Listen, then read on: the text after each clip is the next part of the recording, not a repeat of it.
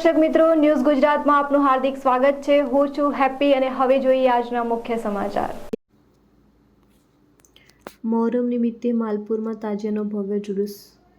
ઇમામ હુસૈનનો શ્રદ્ધાંજલિ મોહરમ પર્વ નિમિત્તે માલપુર ખાતે મુસ્લિમ સમાજ દ્વારા પરંપરાગત રીતે તાજિયાનો ભવ્ય જુલુસ કાઢવામાં આવ્યો હતો।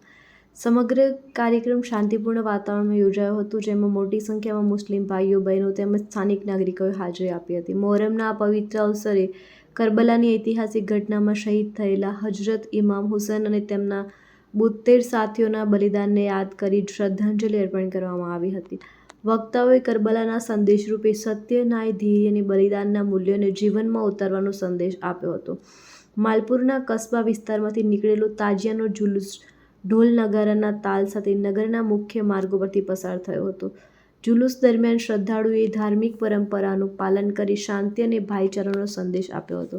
કાર્યક્રમ દરમિયાન કાયદો અને વ્યવસ્થા જળવાઈ રહે તે માટે માલપુર પોલીસ સ્ટેશન દ્વારા સમગ્ર બંદોબસ્ત ગોઠવવામાં આવ્યો હતો। સમગ્ર રૂટ પર પોલીસ સતત તૈનાત રહી હતી, જેના કારણે કાર્યક્રમને કોઈ અનિચ્છનીય બનાવ વિના શાંતિપૂર્ણ રીતે પૂર્ણ થયો હતો। રિપોર્ટર રમણભાઈ ખાંટ, માલપુર।